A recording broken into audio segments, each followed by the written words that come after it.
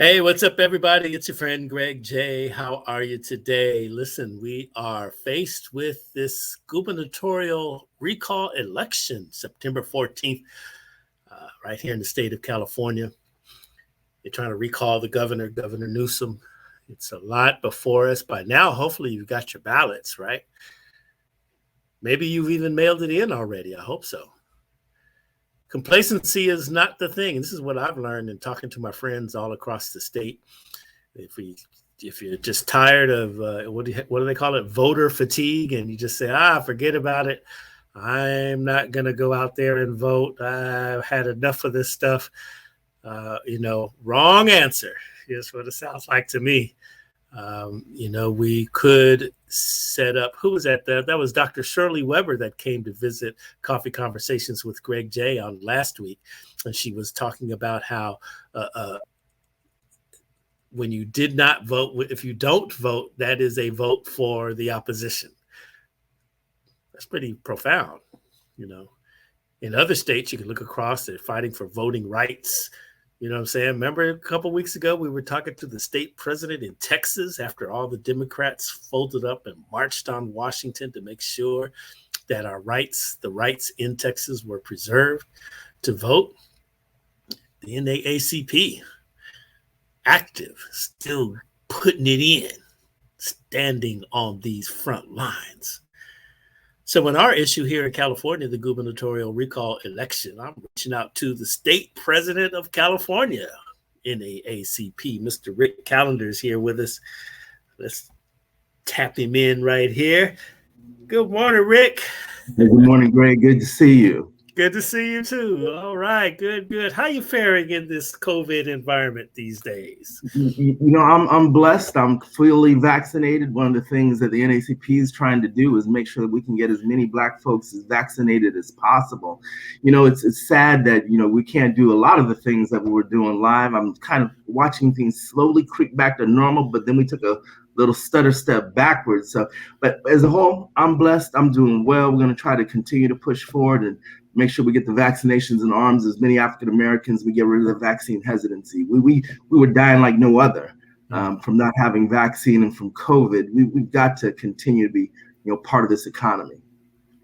Yeah, Rick, here we go. We got our, COVID pressures, they're pulling out of Afghanistan pressures, EDD running out.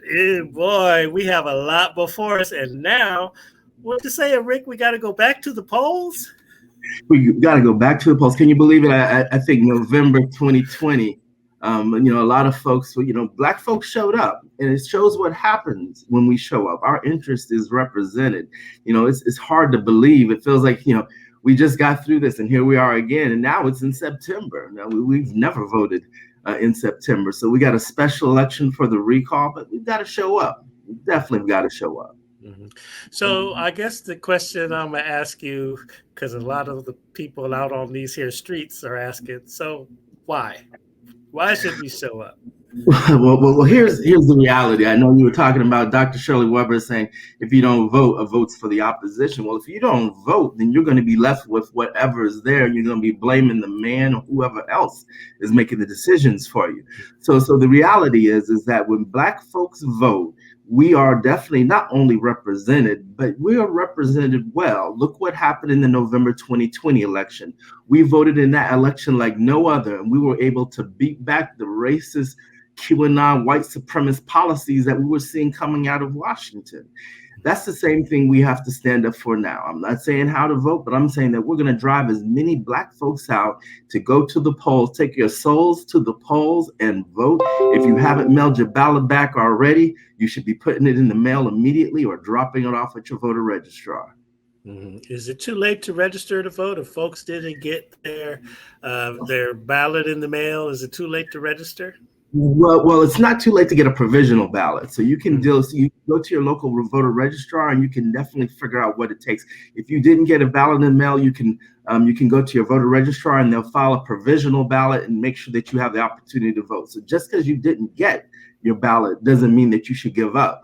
Do not give this up. We fought way too long and hard for the right to vote. And if you see what's going on throughout the country, it's a frightening, it's a dangerous time in democracy where we have many other states trying to limit the rights to vote. Thankfully, we live in California, and you want to vote because we don't want to go to the fights that we're seeing in other states. We want to make sure that we have a representative democracy in California. So just because you may not have received your ballot, don't give up. Get in touch with your voter registrar and make sure that you have the opportunity to vote and file a provisional ballot.